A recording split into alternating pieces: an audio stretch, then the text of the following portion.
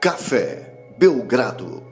Amigo do Café Belgrado, mais um episódio do podcast Café Belgrado, especial Mamba Day. Eu, Guilherme Tadeu, estou aqui com Lucas Nepomuceno para contar algumas das muitas histórias sobre um dos maiores que já pisaram numa quadra de basquete e nos deixou neste ano de 2020, Kobe Bryant. Lucas Nepomuceno, falar de Kobe Bryant, ainda mais em 2020, certamente não é fácil, mas é sempre muito prazeroso falar de Kobe Bryant, tudo bem? Olá Guilherme, olá amigos e amigas do Café Belgrado. É uma nova tradição que a gente inicia hoje, né Guilherme? Todo dia 24 de agosto, ou quem sabe até 23 de agosto. Enquanto existir essa organização chamada Café Belgrado, será usada para lembrar alguma dessas histórias que você comentou, né Guilherme? Um dos maiores jogadores de todos os tempos, Kobe Bryant, que em 26 de janeiro desse ano, de 2020, né, perdeu a vida de uma maneira tão trágica ao lado de amigos e da sua filha Gianna Bryant, a Gigi. No dia 27 de janeiro desse ano, de 2020, a gente lançou a nossa carta de homenagem em forma de episódio, né, e convidamos a quem ainda não ouviu que procure aí no feed para ouvir, porque hoje aqui, Guilherme, é uma outra coisa. A vibe aqui do Mamba Day é relembrar os feitos, né, conquistas, belgraversos possíveis, quem sabe em algum ano aí. Não necessariamente seguiremos uma ordem cronológica nos Mamba Days que virão, mas sim de histórias que estamos com vontade de contar ou que sentimos a necessidade de contar naquele período. E esse ano de 2020, Guilherme, um ano que ficou muito marcado aqui no Café Belgrado por conta da paralisação da NBA com histórias de draft, né? Fizemos aí 32 episódios sobre drafts, 16 no feed aberto e 16 para apoiadores. Então a gente quer contar a chegada dele, o menino Kobe Bryant, à NBA. Você tinha quantos anos nessa época, Guilherme? Bom, em 96, que é quando começa o assunto Kobe Bryant, eu tinha 12. O draft do Kobe é em 96. 12 anos, estava ainda na sexta série. E certamente a NBA não estava tão presente na minha vida. Claro que não estava tão presente quanto hoje, mas acho que não estava nem tão presente quanto a média dos jovens daquela época, sabe, Lucas? Nunca foi assim um costume meu. Acho que passava muito pouco também. Tinha já na Bandeirantes essa época, eu me lembro, mas não acompanhava a NBA tão a fundo para já ter a possibilidade de conhecer um prospect do draft seguinte. Isso era uma coisa que nem passava pela minha cabeça, assim. Com você era parecido ou não? Era por aí também, Guilherme. É um longínquo 96, né, Guilherme? Já fazem o quê? 24 anos, meu Deus do céu. Também tinha a mesma idade que você, a mesma idade que o LeBron, por exemplo. 96, quando o Kobe chega à NBA, que ele é draftado em 96, está no segundo tripit do Bulls, né?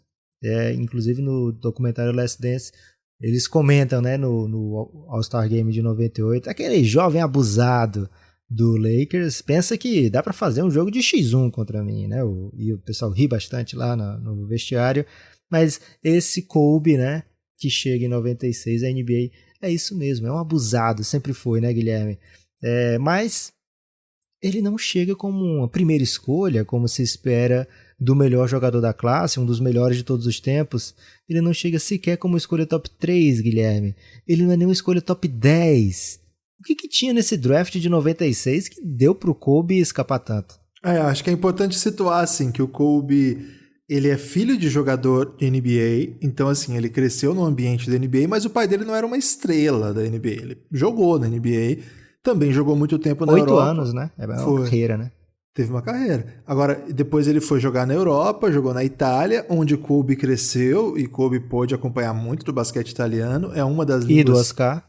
Essa parte eu consegui não falar, Lucas. Você colocou o Oscar aqui nesse episódio. O Kobe falava italiano muito bem, era um dos vários idiomas que o Kobe dominava, era um gênio em todos os aspectos possíveis. E então, assim, ele já tinha esse pedigree físico, de talento, etc., mas certamente não tinha tanto hype por alguns motivos. Primeiro, nessa época a NBA já permitia jogadores de high school, mas não tinha dado suficiente tempo para que isso fosse uma coisa absolutamente garantida. E o segundo motivo principal, que foi a pergunta que o Lucas me fez, 1996 tinha uma turma que era muito, muito celebrada de draft, né? Dos jogadores que declararam draft, inscreveram-se no draft daquele ano. E, verdade seja dita, essa fama se comprovou, porque deste draft saíram vários e vários craques, várias estrelas, alguns jogadores Hall da Fama. E sem dúvida, Lucas, sem dúvida alguma, um dos melhores drafts de todos os tempos, né? Que a gente fez um longo projeto contando os do século XXI, eu ia dizer do século XX, mas certamente uma das classes mais empolgantes da história do basquete, muito comparada à classe de 84, que veio Jordan, Hakeem, e comparada depois a de 2003, 2009, 2000, enfim, essas classes todas que nós já tratamos aqui neste ano. Então, Lucas, o Kobe era um jovem talento high school, que significava jogador do ensino médio, no meio de um monte de jogador bastante consolidado, com bastante hype. Você quer falar um pouco mais dessa classe? Vamos falar. Um dos motivos desse episódio, né, é trazer o porquê que o Kobe sobra tanto, né? Por que que ele não é escolhido, sei lá, entre os 5 primeiros, entre os 8 primeiros. É importante ressaltar isso que o Guilherme falou. Passar um marca-texto, sabe, Guilherme? Qual é a cor de marca-texto preferida sua? Eu comprei, Lucas, um pacotinho agora, não vou falar em qual site de compras aí, porque não é patrocinador do Café Belgrado, mas eu comprei um que vem vários stickers, sabe aqueles... Não é stickers, é stickers, né, que fala? Aquele que cola? É stickers? O post-it. Post-it, obrigado. Vários post-its e de várias cores diferentes. E as canetinhas referentes a eles. Olha que bonito que fica o sistema. Então, eu tenho azul claro, rosa... amarelo, verde e laranja, Lucas. Eu posso escolher todas essas. E nas minhas leituras, quando aparece uma coisa muito fundamental, assim, muito importante, eu coloco o amarelão mesmo, tradicional. Agora, quando é alguma referência para buscar depois, eu coloco um verde claro. Qual que é a característica que você quer, essa sublinhada? Ganhando tempo, né? Como tradicional. Acho que é amarelo, né, Guilherme? Por conta do tema, né? Então, para ser temático, vamos de amarelo. Se você tivesse um roxo aí, eu poderia também pedir. Pink, violeta, não? né? Purple and gold. Pink não cola hoje, Guilherme, mas fica bem aí o amarelo, dando esse destaque, né? O dourado, digamos assim, do Lakers. Okay. Então, não lembro porque que eu queria saber. Sim, para ressaltar essa regra, né? Teve jogadores nos anos 70 que foram escolhidos vindos diretos do high school. Foi meio que um duelo ali que nos anos 70 tinha ABA, tinha a NBA, duas ligas concorrentes que depois que elas vão se fundir. Então muita gente lembra como Moses Malone, né, como o maior jogador que tinha vindo do high school até começarem dos anos 90, mas ele vai para a ABA. Na NBA mesmo, Guilherme, o Kobe apenas o sexto jogador vindo direto do high school na história. E o primeiro que não era big, né? E o segundo depois dos anos 70, né? Até 75 foram alguns jogadores, depois só veio Kevin Garnett em 95, e aí Kobe, Bean Bryant em 96, e em 96 traz mais jogadores vindo do high school também, até por conta do não estrondo, não sucesso imediato do Kevin Garnett, mas também dá mesmo, né? Dá para rolar. Então a partir dali começa a se popularizar, e Kobe Bryant certamente é um dos motivos pelo qual vieram depois tantos bons jogadores direto do high school, e também porque tantos times apostaram em outros projetos que não deram certo, né? Porque flertar com possibilidade de dar certo era muito tentador quando se olhava casos como o do Kobe Bryant, né? Então o draft de 96, Guilherme, tem vários jogadores All-Stars. Tem alguns já Hall da Fama, outros que vão entrar ainda, mas em 96 existia uma primeira escolha clara, óbvia, lógica, e era a resposta para a Filadélfia, né? Engraçado até o fato de ser Filadélfia, né, Lucas? Que é de onde vem Kobe Bryant, onde o pai do Kobe jogou por mais tempo. Sorteio do draft, primeira escolha, vai para o Filadélfia. Só que o Philadelphia não estava querendo um prata de casa, Lucas. Santo de casa não faz milagre. O que fazia milagre, na verdade, era um baixinho de Georgetown jogador da universidade, né, de Georgetown, ele é da Virgínia, né, o Allen Iverson.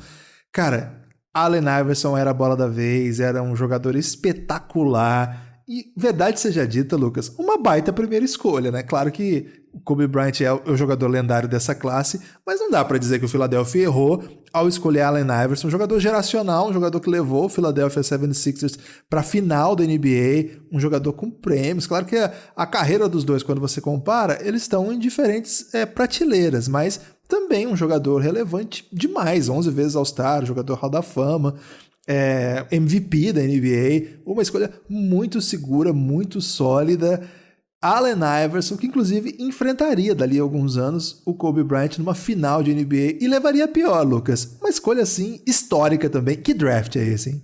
Ele levaria a pior, mas ele era o MVP da NBA naquele ano e ele era o franchise player do Philadelphia naquele ano, né? O Kobe era um jogador já promissor o suficiente para ser All-Star várias vezes na NBA, mas ainda era o segundo do time, né? Ainda era o companheiro do Shaq, era o cara que ajudava o Shaq, digamos assim. Então, o Kobe, além de tudo, ele tem uma carreira muito longeva, né? Então, os oponentes do Kobe, os rivais do Kobe, eles foram mudando de acordo com a época, né? Ele sobreviveu ao debate quem é melhor, o Kobe ou o Iverson. Na verdade, ele sai atrás, né? O Iverson sai muito na frente, depois o Kobe rivaliza, e aí ele sobrevive ao Iverson, sobrevive ao Tracy McGrady, sobrevive a qualquer jogador que você pensar da época, da sua posição, Paul Pierce, etc. Red Miller, vai passando por eles até ficar, não, a conversa do Kobe é com todos os tempos, né? Não é simplesmente com quem são os rivais da época, né? Então, vem o Allen Iverson na primeira escolha, e Guilherme, além do Iverson na primeira escolha ser um lock, existia um Super Six. Eram 6 jogadores que era meio que óbvios que eles sairiam nas 6 primeiras escolhas, né? A gente vê uma espécie de consenso chegar antes de um draft comum, um draft muito bom, digamos assim, com grandes potenciais estrelas, eles tendem a ter um consenso nas primeiras escolhas, né? Às vezes varia, tal time prefere o Jaren Jackson Jr. ao Marvin Bagley, outro time prefere, sei lá, o DeAndre Ayton ao Luka Doncic, mas no geral se imaginava que aqueles 5 primeiros fossem os escolhidos, para usar um exemplo recente de 2018.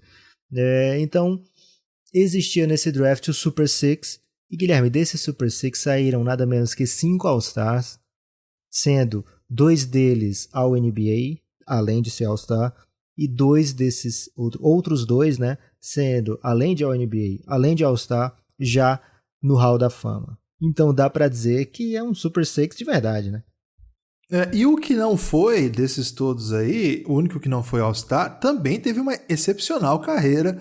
Então, nem a segunda escolha que não virou All-Star, dá pra dizer que foi uma escolha ruim, não. Porque ele também já foi jogador de defesa do ano da NBA, foi ao NBA Defensive Team algumas vezes, liderou a NBA em tocos historicamente. Então, mesmo quem não virou All-Star desses Super Six, Lucas, também é jogador relevante, e acho que dá até para debater se mais relevante do que quem até virou All-Star aqui. Então, acho que dá pra gente passar rapidamente, assim, contando a história desses caras rapidamente, né, o Super Six, para situar, de fato, o Kobe Bryant era um super talento, as pessoas sabiam que estava diante de um talento muito interessante, mas não era interessante ao ponto de escolher na frente desses caras aqui. Eu tô passando pano, Lucas, para esses times aqui, esses 6 primeiros, porque o Kobe não saiu na escolha 7.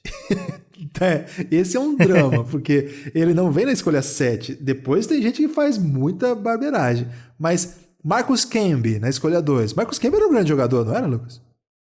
Sim, um excelente jogador que teve passagens boas por vários times, teve problema de contusão. É verdade que ele nunca foi um jogador para carregar um time, mesmo ele sendo uma âncora defensiva, ele não era aquele cara que ia jogar, sei lá, 38 minutos e ser o integrante de um Big Three. Ele era uma espécie de, vamos chamar aqui um DeAndre Jordan, mais ou menos, mas talvez um pouco menos hypado, né? Até porque ele vai pro Toronto, vai pro Knicks, vai pro Denver Nuggets, ele passa por vários times e também com problema de contusão, jamais consegue assim ser uma peça fixa numa franquia, né? Acredito que a melhor fase, a melhor sequência assim dele tenha sido no Denver Nuggets de Carmelo Anthony, né? Mas assim, uma carreira sólida, uma carreira que em drafts menos valorizados seria, sei lá, um dos melhores do draft, seria uma boa memória. O problema é que esse draft de 96 é super loaded, né? Então você saiu com o Marcus Camby, mesmo que ficasse naquele top 6, você deixou de pegar, por exemplo, o Ray Allen, né? Que se torna uma lenda realmente.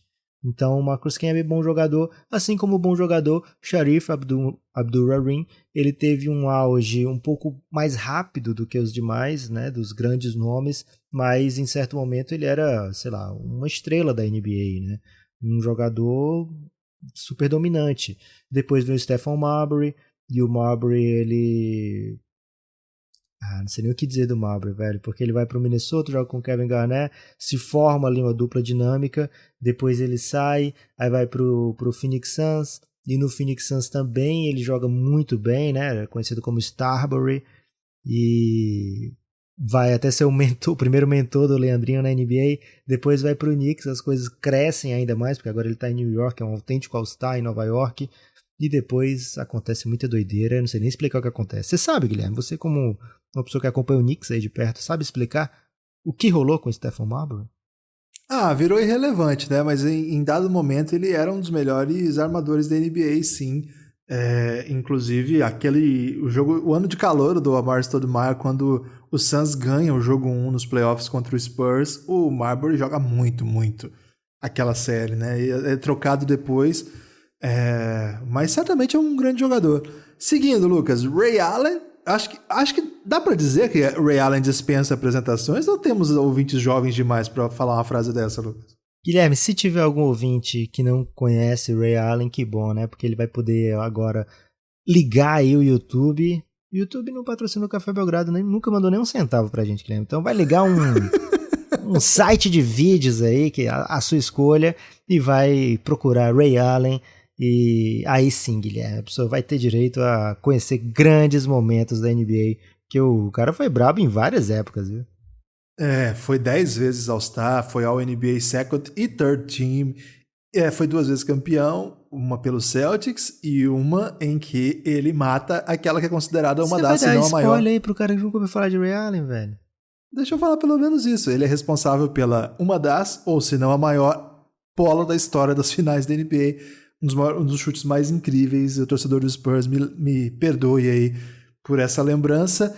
Para fechar o Super Six, Lucas, Antoine Walker. E ele tem um protagonismo especial nessa história, não tem? Ele tem um protagonismo especial, na verdade um protagonismo duplo, Guilherme. Vamos entrar em detalhes a partir de agora? Fiquei curioso, porque é duplo. Porque é o seguinte... Quando o Kobe vai se preparar para entrar no processo, né, vou me preparar para ir direto para a NBA. Tu vi que deu certo aqui com o Kevin Garnett. Deu certo assim, né? O Kevin Garnett não chega explodindo na NBA, mas já chega e já se torna um assunto, já se torna um jogador muito requisitado, já se torna muito milionário, né? Porque o Minnesota dá um belo salário, ainda não tinha a Rook Scale nessa época.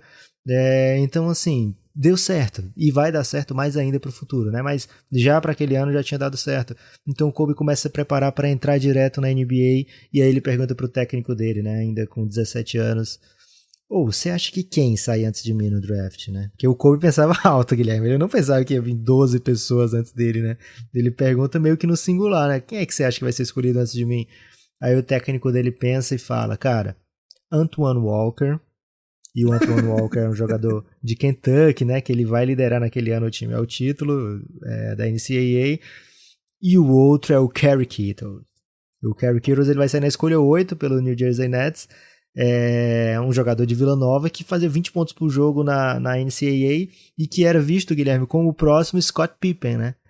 Então o Kobe olhou pro técnico e balançou a cabeça não concordando com a noção de que Antoine Walker seria escolhido antes dele. Ele, não, acho que eu vou sair antes do Antoine Walker. Agora, o Kerry Kittles não tem jeito, velho. O Kerry Kittles eu acho que saiu depois dele mesmo. Esse era o grande rival na cabeça do Kobe, Guilherme. Kerry Kittles vai sair antes de mim. Essa era a certeza que ele tinha.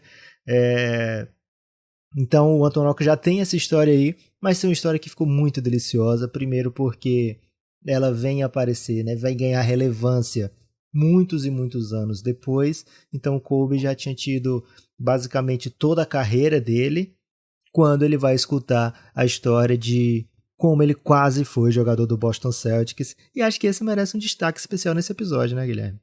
Ah, merece porque primeiro, né, o Kobe Bryant se tornou um dos maiores nomes, se não o maior, da história do Los Angeles Lakers, o maior rival do Boston Celtics. Primeiro, isso não é pouca coisa.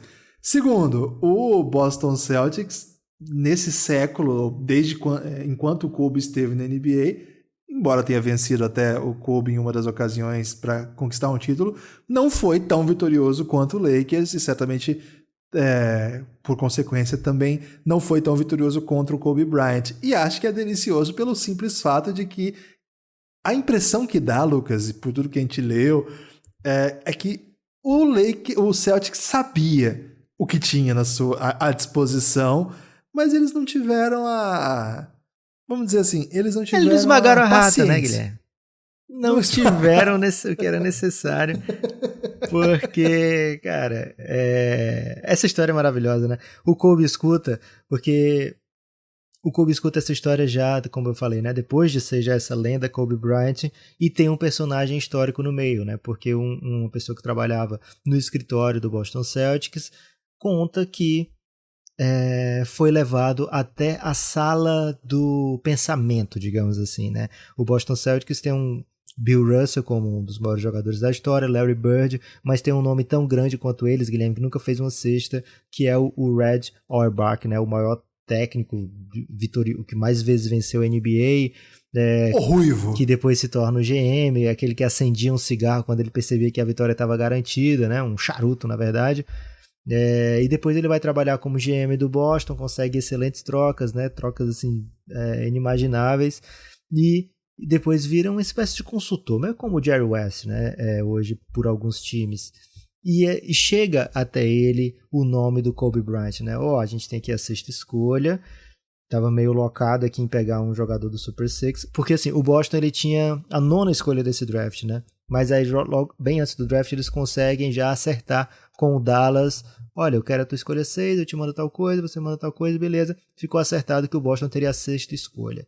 E eles estavam de boa assim, ó, do Super Six, o que sobrar pra gente tá ótimo, vai dar certo, vai dar bom. Só que aí veio pro workout o menino Kobe Bryant, né? E o Kobe Bryant, ele não só era muito jovem, já era assunto e tal, mas ele era, com o perdão da palavra, ele é muito foda, né? Mesmo com, sei lá, 17 para 18 anos, 17 ainda na época do draft, né? Ele era capaz de fazer coisas incríveis na quadra.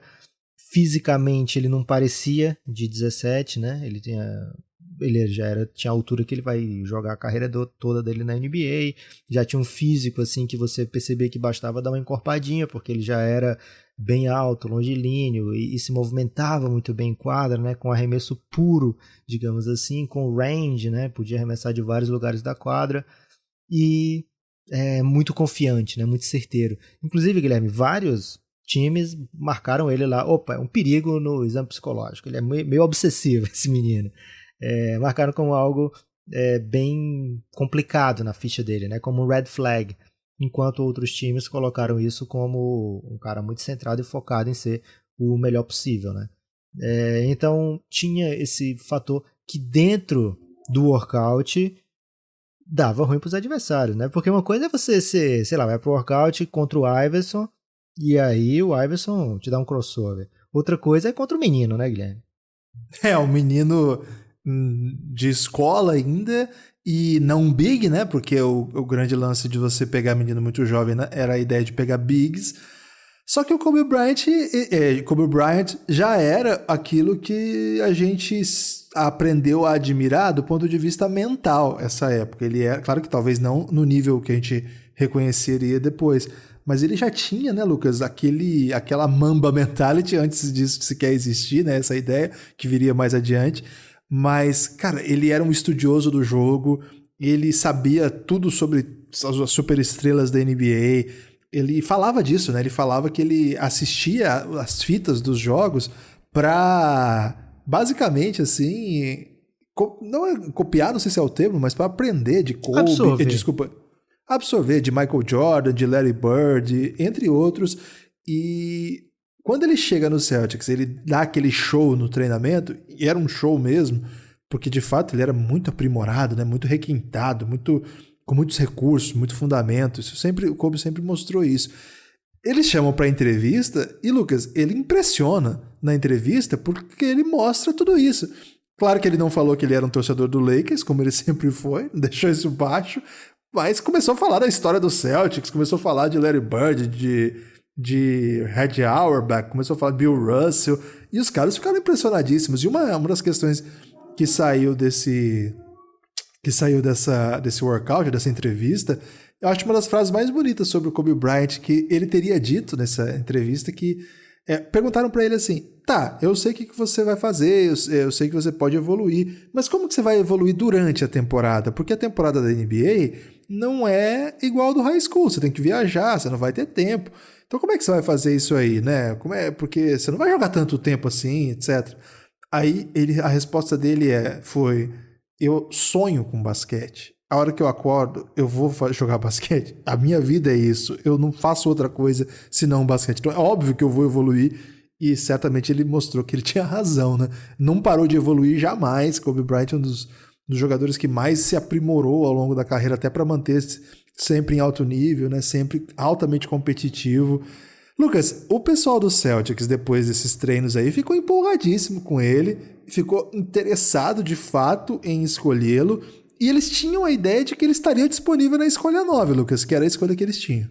Sim, na escolha 9 era meio que uma dúvida ainda, né? Porque daqui a pouco a gente fala do Nets. Mas na 6, que eles já tinham o negócio meio que pré-acertado, já era mais garantido, né? Era meio que certeza que na 6 ele estaria lá por conta do hype do Big Six, né? A gente está falando aqui de jogadores que já estavam no college, já estavam impressionando no college, alguns juniors, outros sophomores, como o Iverson, mesmo alguns freshmen, né? Mas que já eram mais consolidados, digamos assim, já era mais certeza do que o Kobe Bryant. Então esse Super Six era meio imexível aí, mas o Kobe jogou tanto nesse workout, né? Fez tanta coisa, impressionou tanto na entrevista. A entrevista normal era por volta de meia hora, eles ficaram 1 hora com o Kobe. E o GM, ele fala que, cara, o Kobe falou coisa que eu não sabia, velho, sobre o Boston Celtics. Isso a gente tá falando de 96, Guilherme. Como era a internet do Kobe em 96?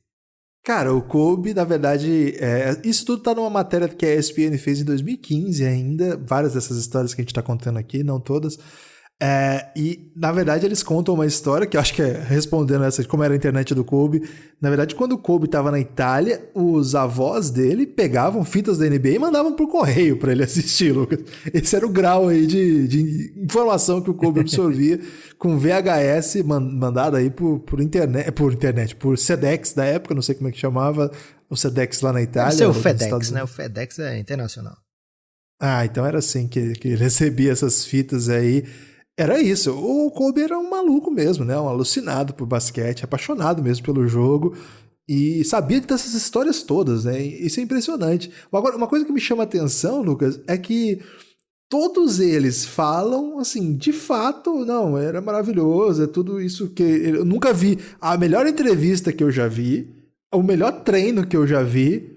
Então por que fizeram, Lucas, esse treino, essa entrevista? Porque era pra ter sido pior um pouquinho? Então, não entendi. Muitas vezes isso aqui, já ouvi várias pessoas falando, né? Os times fazem workouts mesmo sem intenção de escolher aquele jogador para ter um database, né? Para poder ter um banco de dados lá com o que os futuros adversários deles sabem fazer, como é que eles se comportam na quadra, né? O que frustra, o que não frustra. Então, eles chamam muito mais prospects do que eles têm interesse em draftar propriamente dito, né? Então talvez eles tenham chamado o Kobe como vamos ver o que esse menino faz, só que o que ele fez foi deixar uma dúvida grande, né? A ponto, e aí sim voltando ao Red, a ponto do GM, o Carr, chegar e, cara, Red, cara, a gente já tá aqui meio fechado no Antoine Walker, mas e esse menino aí, o Kobe, velho? E aí o Kobe já era uma incógnita também na cabeça do Red, porque ele falou, cara, eu tô acompanhando, ele não esteve presente nos workouts nem na entrevista, mas eu tô acompanhando, eu vi já o que esse menino fez no high school, e olha, eu vou te dizer uma coisa, ele é de verdade. Se você for nele, a decisão é sua, ele bota na conta do GM, né? A decisão é sua, mas se você for nele, você sabe o que você tá pegando, né? Esse menino tem muito talento. Agora, é um jogador de high school. Então você meça bem aí o que você vai fazer. E é importante lembrar isso porque você falou uma coisa muito interessante, Guilherme. O Celtics não era o vitorioso Celtics dos anos 80, né? O Celtics não era o vitorioso Celtics do Bill Russell também. Então o Celtics já estava no entre-safra há bastante tempo, já não estava disputando o título desde a época do Larry Bird. Então eles tinham uma necessidade por vitória. E aí você optar pelo menino, um jogador de high school que nunca da posição dele foi escolhido na NBA, então não tinha nem como comparar com outros jogadores, né? Não, quanto tempo vai levar para ele poder jogar, etc. Era arriscado, né? Era um risco. E o Celtics acabou então optando por ir na segurança do Antoine Walker, né? Sabendo que ali eles teriam um All-Star, sabendo que eles teriam um jogador para ser um dos franchise players do time, né? Uma coisa mais certa, já tinha 2 anos de NCAA, já era campeão e melhor jogador de Kentucky. Então eles foram na segurança, digamos assim, né? Uma última história, Guilherme, desses workouts do Celtics, que é interessante, né? O Kobe ele era muito torcedor do Lakers, apesar de ser da Filadélfia, mas ele era muito torcedor do Lakers e, lógico, com rivalidade com o Boston Celtics. E pro workout, tem até essas fotos fáceis na internet, né? Você vê o Kobe com a roupa do Celtics, né? Roupa de treino do Celtics. E ele disse que quando pega para treinar aquela roupa, eu não posso treinar com o que eu tenho aqui, não. Eu preciso botar isso aqui. Não, tem que botar, lógico e tal. Ele, tá bom. Mas ele disse que a partir daquele momento ele sabia, né? Que ele profissionalmente iria, se ele tivesse que ir para o Celtics, ele iria. E ele disse depois, né? Se eu tivesse sido escolhido pelo Celtics, certamente eu carregaria o legado de Larry Bird com muito orgulho, né? Do mesmo jeito que eu carreguei o legado do Lakers, né? Então fica aí esse mini belgraverso, né, Guilherme? Porque o Celtics chega muito perto de escolher o Kobe. Agora, se um time na 6ª escolha tá pensando em pegar um Super Six, aliás, ao invés de um Super Six pegar o menino, como é que ele escapa da 7ª para a 13ª? E aí esse é um drama. Vem outra parte muito importante desse draft, que é o Red do Lakers, né? Jerry West, também visto como uma das grandes mentes do basquete. Ele vê o workout ao contrário do Red, que não viu o workout do Kobe no Celtics, o Jerry West vê o workout do Lakers, e aí ele no mesmo dia liga pro cara que fazia o play-by-play do Lakers e fala, cara, eu acabei de ver o melhor workout de qualquer pessoa da minha vida, e o menino tem 17 anos. Vou querer entrar para pegar esse menino. E aí ele começa a tentar todas as escolhas do draft, né? Ele tinha certeza que ele era o melhor jogador do draft. E não só isso, Guilherme. Ele tinha certeza que era o melhor jogador do Lakers. Se ele pegasse e botasse no Lakers, ele ia ser o melhor jogador do time imediatamente. Vai chegar o cheque ainda, né? Então ele começa a tentar as escolhas todas, né? E aí ele consegue um negócio apenas com a 13ª escolha. Só que qual é o drama? O Celtics já tá de olho lá, né? Apesar de ser meio óbvio que ele vai no Antoine Walker, mas depois disso outros times podem optar pelo Kobe, né? O Clippers, ele não opta pelo Kobe e a justificativa é linda, Guilherme. Eles falam, cara, a gente não ia ser uma franquia levada a sério se escolhesse um jogador de high school na 7ª escolha. E aí eles quiseram ser levados a sério escolhendo Lorenzen Wright, Guilherme. Inaugurando aí, depois do Super Six, velho, tem o Peba Six que vem depois, que é maravilhoso, né? Então, Lorenzen Só uma Wright história, Lucas. Clippers. Só uma história sobre o Lorenzen Wright, é uma história trágica, né? Ele foi assassinado pela esposa. A história dele se tornou aquelas histórias de documentário no ID. Esses dias minha esposa assistiu, inclusive, o documentário e falou assim: você conhece o Lorenzen Wright? Eu falei, cara, esse nome me vem à mente, mas... Ela falou, do Memphis. Eu falei, sim, o que tem? Por que você tá falando dele, né? Ela falou, assisti agora o caso. Foi um caso que foi considerado um cold case, né? Porque, na verdade, quando ele foi assassinado, a notícia foi outra, que ele estava envolvido com droga. Depois de muito tempo, revelaram as novas investigações conduziram a ter sido a esposa. Ela foi Você já entregou condenada. O fim aí do documentário, Guilherme? É um documentário só, né? Mas é uma história trágica de um jogador que foi escolhido antes de Kobe Bryant e inaugura essa lista de equipes que não brilharam, né? O Clippers, o Nets, o Nets foi no Kerry Kittles, que era um jogador que caiu o hype, né, Lucas? Pelo jeito, porque ele era para ser escolhido lá no Super Six, já virou um jogador que não é exatamente já na escolha 8. Foi um jogador que chegou a jogar bons momentos ao lado do Jason Kidd, Richard Jefferson, mas certamente não entrou para a história como um dos melhores dessa classe. O Samaki Walker, ou seja, essa galera aqui não viu o Kobe não, Lucas. O Celtics talvez tenha visto. Galera mais aleatória, né? Fala a lista toda, Guilherme, que ela é deliciosa. Tá, vamos lá. Eric Dampier, Todd Fuller, esse sinceramente não me recordo, não sei absolutamente nada sobre ele, desculpe aí se alguém conhecê-lo ou souber alguma história dele. E o Vitaly Potapenko, né, que é um ucraniano que jogou também na universidade, jogou nos Estados Unidos, né, jogou no sistema universitário estadunidense e não chamou nenhuma atenção, né? Uma coisa que me intriga, Lucas, e acho que vale assim, só pra dar pra encher a moral do Lakers aqui, lá eu já vi um episódio sobre Kobe Bryant e o Lakers soube ler o talento do Kobe e tratou muito bem o Kobe Bryant, então acho que é espaço para isso. O que me intriga é assim, o Celtics tinha pressa para escolher um jogador pronto que pudesse já levar a franquia a grandes coisas, e nesse ano, com o Anthony Walker, que era o jogador pronto para levar o time a algum lugar, o ano pós-draft que eles trouxeram um jogador, eles terminaram com 15 vitórias, Lucas. 15 Eles não tinham tempo para esperar o Kobe, mas eles só voltaram a playoff em 2002, quando o Kobe já tinha sido até campeão da NBA. Foi tri nesse ano, né? E o ano seguinte do Celtics, que foi o tempo que o Lakers esperou o Kobe no ano 2 dele já era um All-Star. Então, assim, e nesse ano, no ano de calor... O Anthony Walker também foi, Guilherme, pra ser justo com o Celtics, o Anthony Walker também foi. Ok, mas assim, o Lakers que podia esperar, ele chegou aos playoffs esse ano já, Lucas. Então, assim, no ano com Kobe no time... Assim, tem algumas explicações que os caras dão que a gente, assim, ok, entendi. Mas não foi o que aconteceu pelo jeito, né? Porque a história foi por outro caminho. E acho que isso ressalta isso que você apontou, né, Lucas? O tamanho da mente desse cara, Jerry West. O cara sabe muito de basquete. Que isso, velho? O cara é o logo da NBA. Outra coisa, né, Guilherme? Os times, eles têm aquelas informações dos jogadores até chegar no período do draft, né? O que eles se tornam a partir dali muitas vezes está na conta do jogador também, né?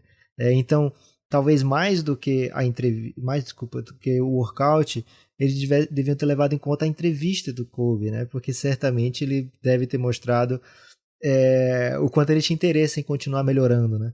Então veio o Jerry West, viu o workout do Kobe, quero ter o Kobe, preciso ter o Kobe, e aí chegou até a escolha 13. Só que a 13 era perigosa, Guilherme, porque além do Celtics tinha outro time muito de olho. Você já falou que o Nets foi de Kerry Kittles. O Nets tinha o Calipari e o Calipari queria Kobe. E mais do que isso, o agente do Kobe estava vendendo o Kobe pro Calipari, né? Falando, cara, vai no Kobe, velho, você vai se dar bem, confia, toca no pai. Então, tava meio que, opa, esse é o caminho que eu vou. Só que aí o Lakers entra na jogada. O Lakers fala, cara, presta atenção, eu tenho a escolha 13, velho. Dá teus pulos. E o agente do Lakers deu os pulos dele. Começou a ter circular boatos, Guilherme, de que o Kobe, na verdade, mesmo draftado, ele ia jogar na Itália. Ele ia querer voltar pra Itália para jogar lá. Começou a soltar pros times, olha, eu não vou jogar aí. Foi o que falaram pro Nets, né? Não me escolhe não, porque eu não vou jogar aí. Então, de acordo com... E o Lakers, o o GM do Lakers, começou a soltar rumores de que o Lakers estava de olho num prospect secreto. Não era desses nomes badalados, não era Kobe, não era Tony Walker, não era ninguém. O Lakers pegou a escolha 13 para pegar um cara mais desconhecido.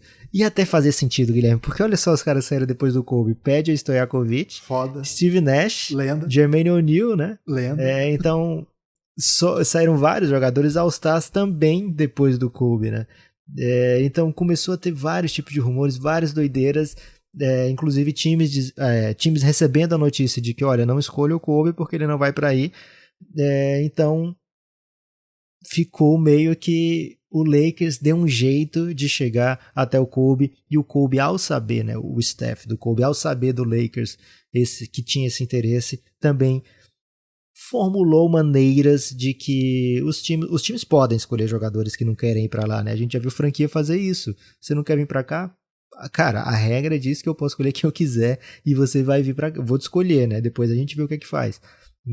Os times poderiam ter batido o pé e escolhido o Kobe, não o fizeram, né? E o Kobe acaba sobrando então para a 13ª escolha. O Hornets toma distraído, porque ele é o time que escolhe e troca o Kobe. O Hornets se defende dizendo, cara, eu nem sabia quem que eles iam pegar e nem queria saber quem que eles queriam pegar. A gente estava sem pivô, eles ofereceram o Vlad Divac pela escolha 13, eu faço sempre, né? Tá ok, não sei nem quem é que vai sobrar, mas eu topo. E aí, se você comparar, Guilherme, olha os centers que saíram antes do Kobe, né? Eric Dampier, Todd Fuller, Vitaly Pontapenko. Quem você preferia, esses três ou o Vlad Divac? Com 27 anos o Vlad Divac, não era o Vlad Divac idoso, não. Cara, bom jogador, vinha assim, o ano anterior à troca, ele teve um 12-8, não é grande coisa, mas é interessante. Mas um ano antes ainda, né, o ano retrasado da troca, no ano de 94-95, ele teve 16-10 de média. Era um jogador relevante do cenário internacional, sim. E o maior big passador, né, por muito tempo, era a grande referência do passe de um big, era o Vlad Divac. Divac e Sabonis. Então, tinha isso aí. E do Pontapenko, Guilherme, que saiu logo antes do Kobe, a única coisa que eu lembro dele, eu lembro dele jogando um pouco, mas o que eu lembro melhor dele é que na internet começou a surgir site meio de humor, assim, né, um site meio lado B, e tinha um que era The Onion, que acho que era um precursor do The Onion. O The Onion até hoje tá aí fazendo piada, mas era um precursor. E eles faziam piada sobre entrevistas surreais, né, assim, tipo, o que tá acontecendo, né, de entrevistas de mentira. E aí eu lembro de um quote, né, que eles pegaram, um falso do Pontapenko, dizendo, cara, a gente tá aí perdendo o jogo por 1 ponto, perdendo o jogo por 2 pontos, perdendo o jogo que vai pra prorrogação, e o técnico não me bota, velho. Não precisa ser nenhum cientista para perceber que, olha só, se a gente tá perdendo por 1 ponto, e eu tenho 2.7 pontos de média, bastava eu ter jogado que a gente ia ter vencido, né?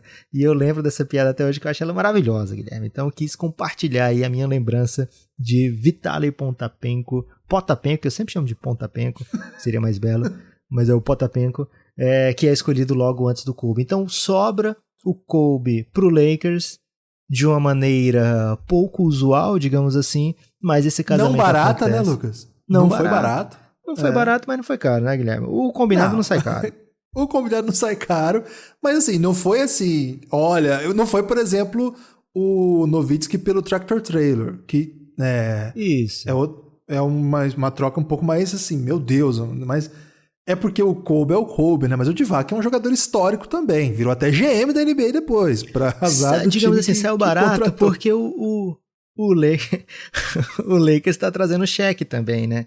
Então, não tem um lugar pro Divac, na verdade. É, verdade. Então, casou muito bem pro Lakers de todas as maneiras possíveis.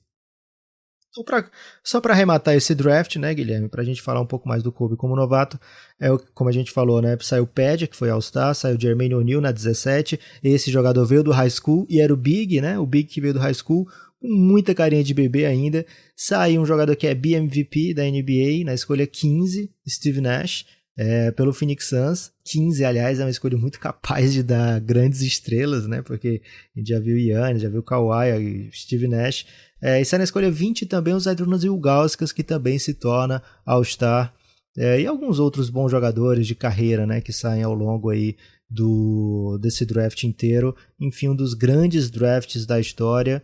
Mas cara que venceu mais do que todo mundo, o melhor jogador desse draft, sai na escolha 13 e abre sim, né, um precedente aí para times se sentirem convidados, né, a olhar também para o high school com outros olhos, né? A expectativa era que o Kobe fosse demorar muito tempo para se tornar um bom jogador, Guilherme, mas ele tem alguns bons momentos já como novato, né? Eu fico pensando, Lucas, sobre... Não vai rolar, tá, gente? O Belgraverso do século XX não vai rolar. A gente não tem intensidade de pesquisa para conseguir fazer essa série. Mas eu fico imaginando o que você faria com essa classe de 96. Porque você já levou o Devin Booker para semifinal lá no Belgra Madness do século XXI. Madness, né? Você falou Belgraverso, eu tava confuso aqui. Tô confuso, perdão, amigos. Se você levou o Devin Booker pra semifinal do Belgra Madness com a turma que ele tinha ao seu redor, eu imagino o que você faria com o Steve Nash aqui, Lucas. Você levaria o homem com Kobe Bryant e Allen Iverson juntos. Ia dar ruim pro Michael Jordan. Isso aí, viu? Só queria dizer isso aqui. Agora, sim, Lucas, o ano de calouro do Kobe, eu acho que é até um ano que as pessoas não falam tanto a respeito, porque o Kobe deu tanto pra falar depois, que às vezes a gente até esquece, né? Mas o Kobe, ele não é aquele menino que começa assim e tipo, não joga praticamente. Ele não foi o Markel Fultz no primeiro ano. Não. Mancado também com o Fultz, inclusive amigo do Café Belgrado agora, Lucas. Não, mas exatamente, o Fultz ele vai se tornar um grande jogador, Guilherme. Isso que eu queria dizer. Não é como o Fultz que começou muito, muito mal e só daqui a alguns anos, depois de falar com o Café Belgrado, que vai se tornar um All-Star. Ele já é um menino que promete, né? Já. Ele, claro que minutos reduzidos, ele não joga o jogo 1. O primeiro jogo que ele joga 6 minutos, depois 3. Só que aos pouquinhos, quando ele vai ganhando tempo de quadra, ele começa a mostrar que tem o que é necessário, né, Lucas? Sim, ele vai ter jogos de 20 pontos, vários jogos de 20 pontos na temporada. Quantos jogos de 20 pontos, Guilherme, na temporada de novato? Você tem esse dado aí pra gente? Posso estar contando aqui, Lucas. Foram 4 jogos. Eu pensei que você tinha esse muito fácil, então por isso que eu perguntei, imaginando aí o seu poder de organização com várias canetas coloridas aí que você tem de marca texto. Eu uso mais para ler texto isso aí, Lucas. É marca texto, não é marca estatística. Isso aí. Ok. Então ele tem 4 jogos de mais de 20 pontos por jogo. Ele se torna até hoje, Guilherme, o jogador mais jovem a estar em um All-Rookie Team, né? Ele se torna também o jogador mais jovem a ser titular numa partida de NBA. Ele faz isso com 18 anos e 2 meses, em janeiro daquele ano. Acho que é isso o tempo. Se eu estiver errado, vocês me perdoem, mas ele é sim o jogador mais jovem na história da NBA a ser titular num jogo. E ainda pelo Lakers, né? Olha só o tamanho, o que aumenta, né? E vai aparecer, por exemplo, no All-Star Weekend daquele ano. Não como All-Star, né, Guilherme? Mas com outros papéis. Com outros papéis, mas tá lá, tá na brincadeira.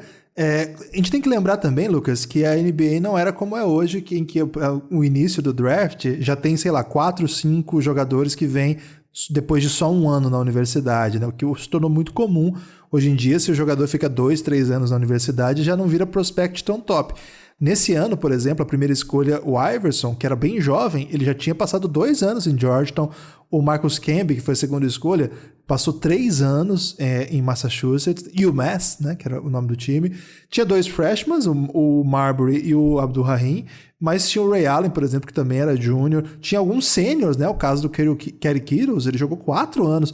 Então, era muito comum no top 10, na lottery, e depois, então, nem se fala, saírem jogadores com 4 anos, né, de experiência universitária, ou seja, chegava na NBA com 22. O Kobe chegou muito jovem. O Kobe é do dia 23 de agosto de 1978. Então, nós estamos falando aqui de alguém muito novo, né? Em 96, ele tinha 18 anos ainda. É muito pouca idade, né, Lucas, para fazer esse nível de jogo num tipo de NBA que não estava pronta para jovem. Não estava pronta para jovem em nenhum nível. Não era só pro talento de jogador jovem, mas cara, você tem que imaginar que essa época considerada uma época da NBA durona, que os caras até agrediam os companheiros de equipe. Isso não era só nos 80, não, 90 tinha isso também. Então, não era um ambiente tão propício para molecada mesmo, né? Então, o Kobe teve que se criar do seu jeito, né? A sua maneira. Acho que até no falecimento dele, Lucas, como é que é o nome daquele comediante americano que tem um talk show? Ed Murphy. Não, de Los Angeles. Não, de Los Angeles. Chris Rock. Não, Lucas. Talk show. Jimmy entrevista. Kimmel. Jimmy Kimmel. É ele? Pode ser. Tem outro Jimmy. Qual que é o nome do outro Jimmy? Jimmy Fallon. Jimmy Fallon. É ele, não é o Jimmy Kimmel, não. É o Jimmy Fallon. É um dos dois. Vou pesquisar a cara dos dois aqui pra lembrar. Mas ele o conta Kimmel é que é brother do Ben Simmons, do Bill Simmons. É o Fallon. Fallon. O Fallon, ele conta uma história quando ele chega a Los Angeles e encontra o Kobe Bryant jovem, né? Eles dois são muito jovens, eles dois são... assim, estão tentando criar ainda suas histórias em seus respectivos ramos, né? E ele conta essa história, até recomendo que vocês procurem aí no YouTube, o pessoal já legendou, etc. É uma história muito bonita, dele contando do Kobe Rookie, trombando com o Kobe Rookie numa festa em Los Angeles, e ele não reconheceu, assim, que ele era um jogador profissional e tal, e se tornaria uma super estrela, né? Mas é esse jovem Kobe ali tentando sobreviver num mundo cheio de veteranos. Você não vai dar. Você contou uma história. Você contou o fim do documentário. E a história do Kobe aqui com o Jimmy Fallon, você não vai contar o que aconteceu? É que o Kobe arrumou lá a cerveja pra galera só porque ele era jogador do Lakers, assim. Então ele tipo, deu uma carteirada, assim. Mas é que ele contou, é muito bonita a história. E o conteúdo da história parece bobo, mas o jeito que ele conta é comovente, né? Como tudo que envolveu o Kobe naquela semana. Recomendo, Lucas. Não vou dar mais spoiler que isso, não. É Jimmy Fallon, Kobe Bryant. Escrevam isso. Ok. Então, no All-Star Weekend, Guilherme, por exemplo, ele vai ser o campeão do Slam Dunk Contest, né? Que ainda carregava, e carrega, velho. Sempre vai carregar. A gente adora falar mal do Slam Dunk Contest, né? Porque, é pé, não sei o quê. Mas quero ver quem é que não assiste, velho. Quem é que não tá lá assistindo todo sábado de All-Star Weekend. Então, ele é campeão naquele ano, com belíssimas enterradas, lógico, né? O fato de ser um menino chama mais atenção ainda. E o fato de, como até para trazer mais uma vez a matéria do Celtics, Guilherme, é até uma contradição que o cara disse, né? Porque ele fala assim, olha, eu tô vendo aqui o Kobe no treino. Se eu fecho os olhos, é como se eu estivesse vendo o Jordan. Só que como é que ele vai ver se ele fechou os olhos, Guilherme? Aí essa parte me deixou meio confuso. Eu não sei se ele quis dizer se ele deixasse só a pontinha dos olhos, assim, bem aberta, assim. Tô fazendo aqui, explicando como é que seria. Tipo quando a pessoa que enxerga pouco, né, espreme os olhos assim, talvez ele estivesse tentando dizer isso, né? Que conseguia ver o Jordan. Então, essa admiração... Isso aí funciona pra cantor, Lucas. Ah, é? Porque você fecha o olho e fala assim, nossa, essa voz me lembra o Roberto Carlos. Tá, então funciona pra quem tá ouvindo o cantor, né? Porque eu fiquei pensando como é que o cantor usa essa técnica, mas tudo bem.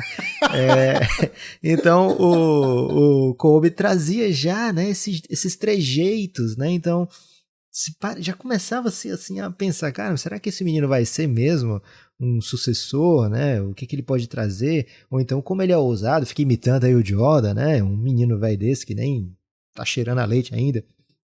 E aí, então, isso que você falou também, Guilherme, de chegar muito jogador com 20, 22 anos para a NBA, era muito comum e explicava um pouco por que o Clippers pensou aquilo que falou, né? Não, a gente não pode pegar um jogador na escolha 7, um menino que vem do high school, porque senão a gente não vai ser considerado nunca uma franquia séria. E outros times foram dando aí as justificativas de por que não o Kobe e viram ele se tornar, já no ano de novato, um cara que avisava, né? Olha, vocês vão se arrepender muito de eu ter sobrado para a escolha 13. E foi só o primeiro ano, também é só o nosso primeiro ano aqui de Mamba Day, né, Guilherme? Então muita história ainda vai vir por aí. Mas o Kobe, desde o início, já deu sinais, né? Tipo, fica ligado aí. Foreshadows. Vários foreshadows, né? Fica ligado aí e recomendo também que vocês procurem, além do vídeo do Jimmy Fallon, highlights do Kobe como novato, que vocês vão entender, né? Porque que ao mesmo tempo que ele era um menino ainda, porque que se tinha tanta certeza de que era especial e se tornaria um grandíssimo jogador. O autor da matéria que a gente citou algumas vezes aqui da ESPN é o Baxter Holmes. É uma matéria muito legal, se você ler em inglês eu recomendo. E se você for da galera que traduz conteúdo, tem muita gente aqui que ouve a gente, Lucas, que faz parte desses coletivos de tradução de conteúdo, que é uma coisa que contribui demais para o conteúdo em língua portuguesa. A tradução é uma coisa que vale a pena mesmo. Parabéns para todo mundo que faz esse serviço. Eu recomendo esse aqui para a galera traduzir. Um texto do Baxter Holmes está aberto no site da ESPN americana. Cara, esse texto é incrível, vale demais. Ô Lucas, faltou falar, assim, só para arrematar aqui, que mesmo no ano de calouro, rolou Kobe nos playoffs, né? O Lakers vai a playoff, elimina o Portland Trail Blazers, o Kobe chega a jogar alguns minutos nessa série, ele faz um jogo importante, o jogo que aquele time perde, ele joga e joga bem, faz 22 pontos. O Lakers vence a série, foi uma vitória assim, categórica, né? O Lakers não chegou a sofrer. Naquela época lá, as séries tinham... Melhor de 5, né? O primeiro round era melhor de 5. O Lakers fez 3-1. Só que na série seguinte, contra o Utah Jazz, né, um time histórico, o Utah Jazz... É o time do Last Dance, gente. É o time do Last Dance, é o time de 97. Então, você tinha lá John Stockton, você tinha Karl Malone, você tinha Hornacek, você tinha Brian Russell, que ficou famoso Ostertag. Ele eu não ia citar não, porque eu sempre falo errado o nome dele e você me critica. E dessa vez eu me preservei. E o Kobe tava lá. O Kobe jogou essa série, claro, como um menino que tinha 18 anos, tinha acabado de chegar à NBA e não ia ganhar muito tempo de quadra numa série desse tamanho, não. Mas estava lá, jogou minutos interessantes. E, inclusive, talvez a grande atuação dele tenha sido na vitória, que ele fez 19 pontos, mas talvez a atuação que mais chama atenção é ele jogar o jogo 5 dessa série, que não é simples jogar. Cara, enfrentar um dos melhores times da história da NBA num momento relevante, né, dessa equipe. E é um jogo que vai pra prorrogação, não é um jogo assim que eles jogam o menino lá e vê o que vai dar. Não, é porque eles achavam que ele poderia ajudar mesmo no ano de calouro, vindo do high school, numa época que isso não era comum, jogando no segundo round de playoff contra uma das melhores equipes da história do basquete, uma equipe que não foi campeã, mas certamente tem todos os elogios que merece. Então, isso aqui é só o ano de calouro do Kobe Bryant. Tenta imaginar aí, segundo round, um calouro indo para playoff contra um time histórico, você vai brilhar nesse nível com 18 anos. É esse tipo de coisa que o Kobe fez no seu ano de calouro. Lucas, o homem era brabo demais. O menino era brabo, né, Guilherme? Era um mini mambinha ainda. Guilherme, antes do destaque final, um pré-destaque final, dá pra dizer isso. O time de novatos daquele ano de 96, 97, você tem interesse em adquirir essa informação? Posso estar adquirindo essa informação, até porque fiquei um pouco curioso, já que ele era o mais jovem e que se ele emplacou nesse time aí, Lucas, quer dizer que alguém do Super Six ficou fora. Ele emplacou o segundo time, Guilherme. Ok. Ele não esmagou essa rata já como um novato, ele não teve tempo pra isso, né? Então, um do Super Six ficou fora de qualquer jeito, né? Porque só entram 5. Acho que eu posso te dar 5 chances e talvez você não acerte ainda.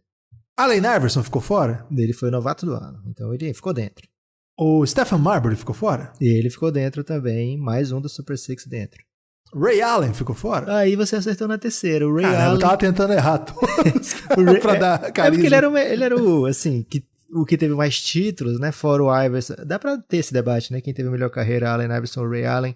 Mas ele certamente é, assim, mais laureado do ponto de vista coletivo do que o Iverson, mas não tem o MVP que o Iverson tem, né? Então, assim, dos nomes que você tava podendo errar, você poderia errar facilmente do Ray Allen, né? Mas os outros todos do Super Six entraram, né? Allen Iverson, Marbury, Sharif Abdul-Rahim, Marcus Camby e Antoine Walker. O Ray Allen entra no segundo time junto com Kobe e 3 nomes que vão te surpreender, Guilherme. Não, o Kerry Kittles você até poderia matar, mas os outros 2 nomes são aqueles testes do BuzzFeed, porque foram Matt Maloney e Travis Knight, mostrando que a galera de 96 ainda tinha que comer um feijão, aprender mais um pouco aí sobre como está no mundo da NBA, para depois sim lançar várias e várias brabas. É curioso que estava nessa classe também um grande companheiro do Kobe Bryant, que era o Derek Fisher, né? Ele foi draftado. Ele foi a escolha do Lakers no primeiro round ainda, né? Escolha 24. E um jogador histórico, companheiro do Kobe Bryant em várias jornadas aí.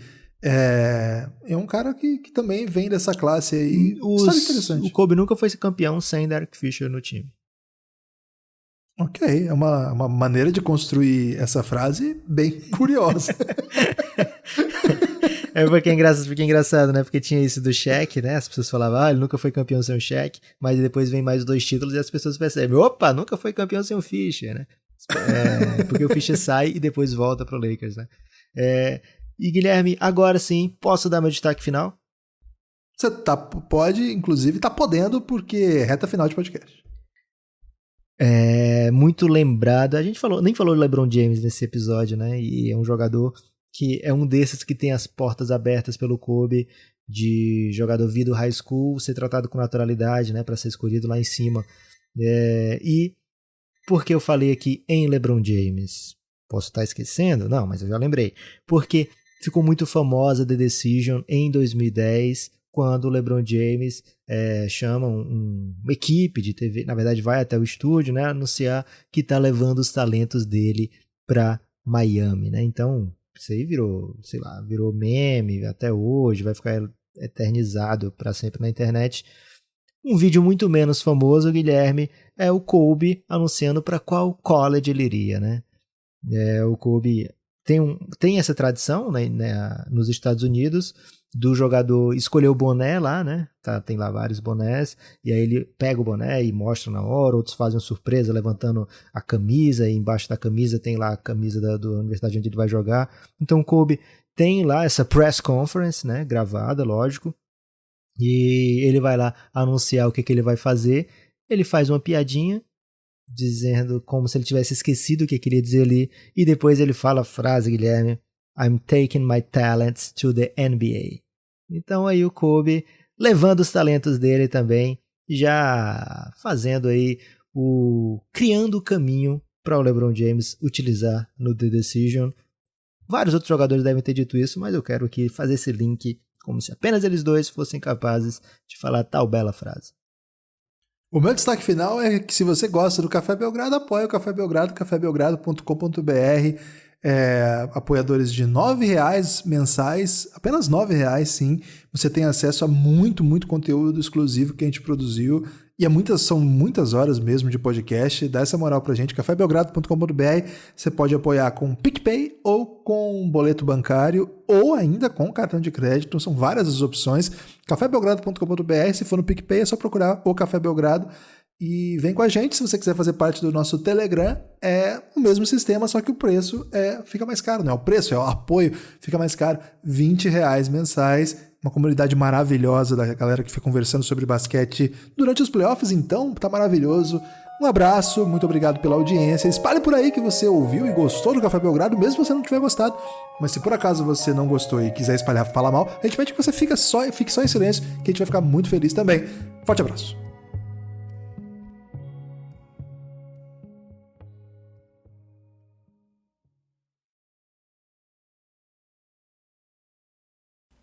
Olá, não foi bug não, estamos inovando aqui mais uma vez, agora trazendo uma cena pós-crédito.